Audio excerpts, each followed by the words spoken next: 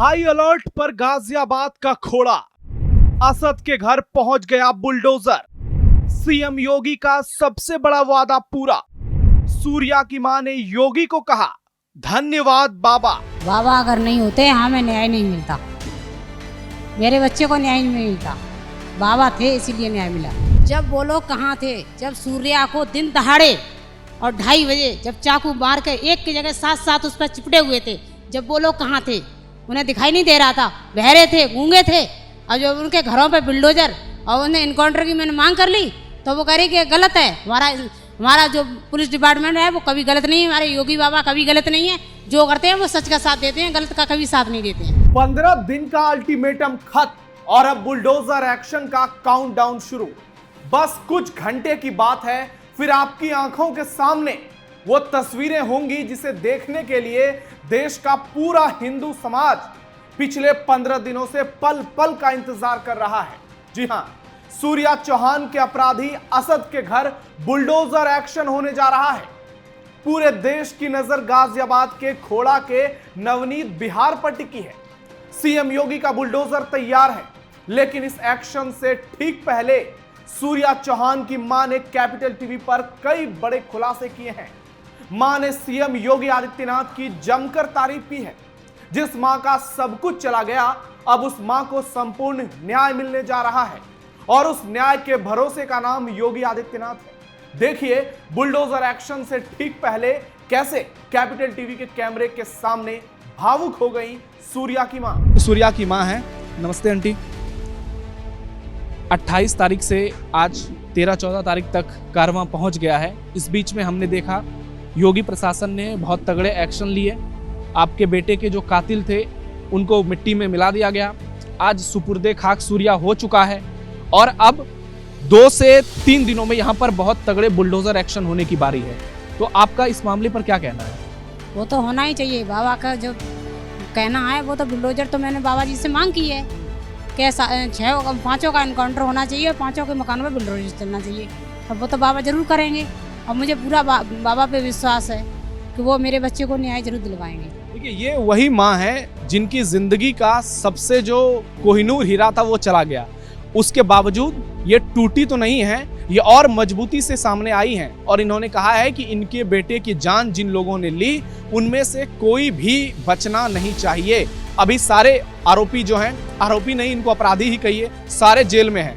असद सुपुर्दे खाक हो चुका है, लेकिन अब बुलडोजर एक्शन की बारी है और इनका कहना है कि कोई भी, जितने भी आरोपी हैं, कोई इसमें बचना नहीं चाहिए।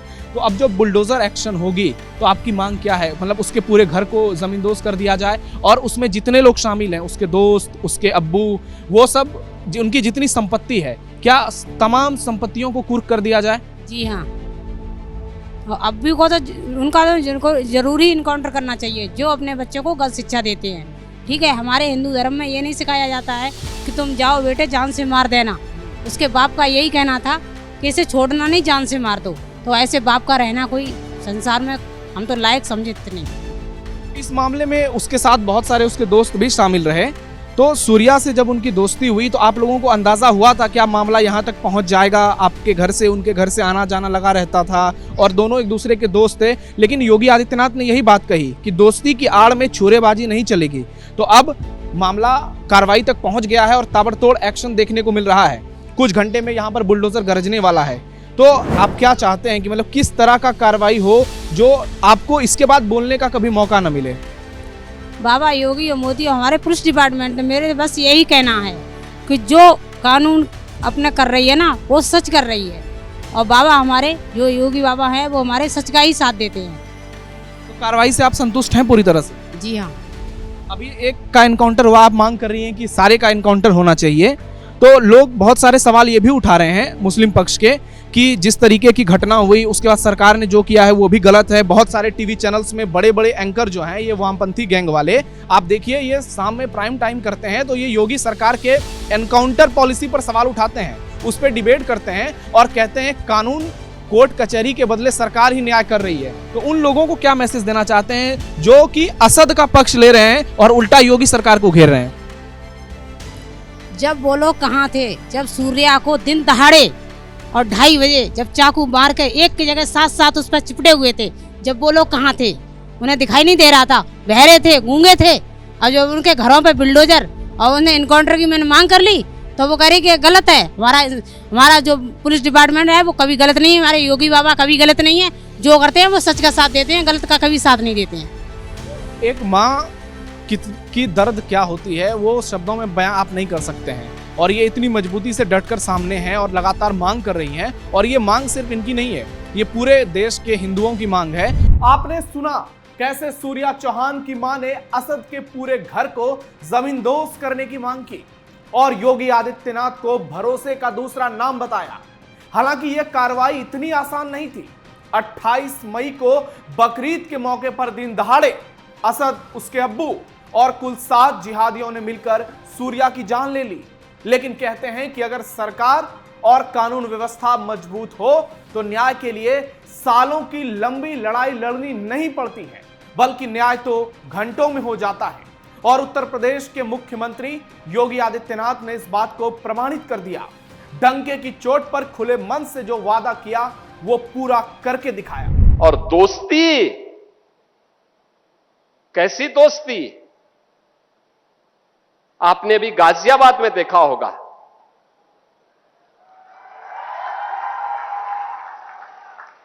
दोस्ती की आड़ में